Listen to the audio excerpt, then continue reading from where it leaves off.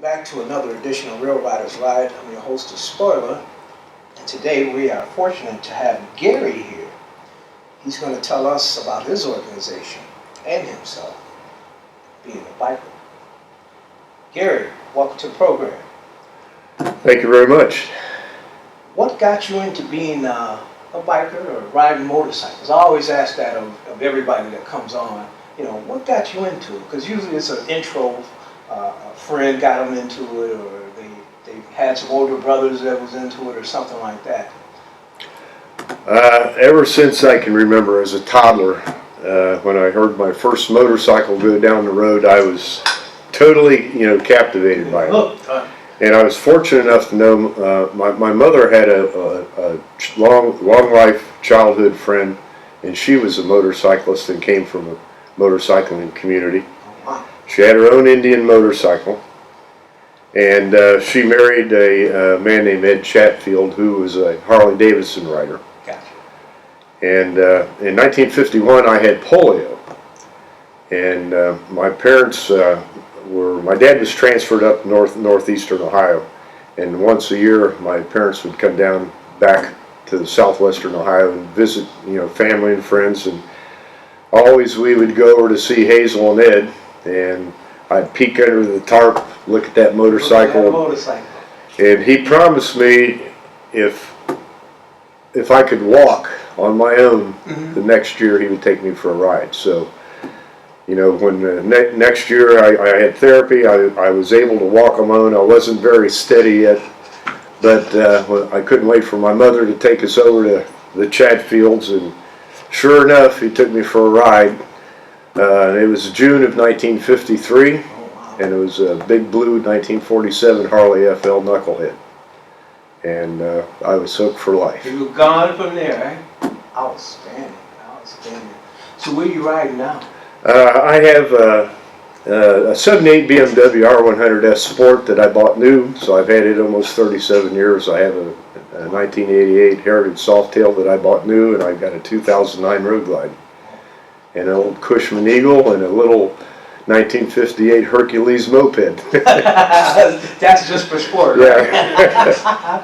Okay. Now, what got you into the motorcycle rights movement? I'll tell you what lit my fire. When I was in high school, Springfield, Ohio, which was my hometown, had their first female mayor elected, and she passed a city ordinance that required all riders to the mandatory helmets. You didn't have to wear a helmet anywhere else in the state. Gotcha. And I lived right on the line of the city. The kids across the street from me didn't have to wear a helmet, and I did. And they thumbing it up at you, right? Yes. And it highly irritated me. And when her term was about to expire, she was running for re-election, and there was an individual that was running against her. And although I was too young to vote, I put out yard signs and handed out flyers for him, and he was elected. And one of the first things he did was eliminate the mandatory, helmet ordinance in Springfield, Ohio. And when abates started coming around, I joined abate.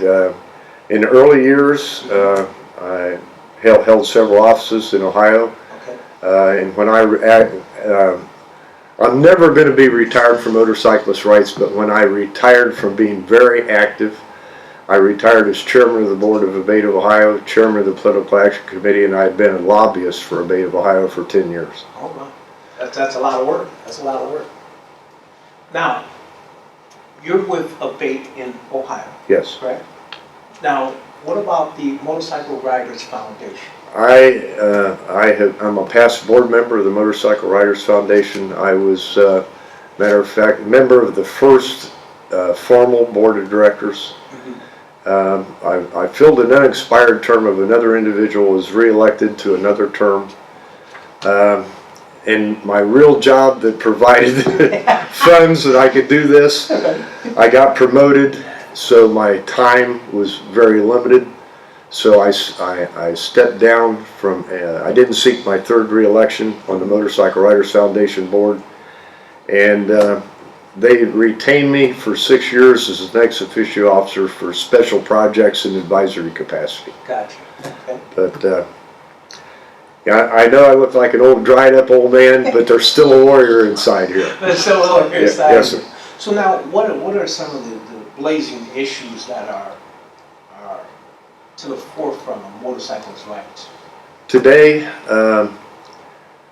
we have spent years trying to show that the answer to motorcycle safety is not throwing a helmet on someone's head. Mm-hmm. Formal riders training and education, eliminates the accidents to start with, and reduces the accidents. And we try to keep our ear to the ground, so to speak, to make sure there's nothing that coming out of Washington, D.C. that's going to be detrimental to motorcycling in general. Gotcha. Okay. Because in an interview before, we were talking about motorcycle checkpoints and the discrimination of it. Where do you stand on that? Motorcycle checkpoints, they are very discriminatory.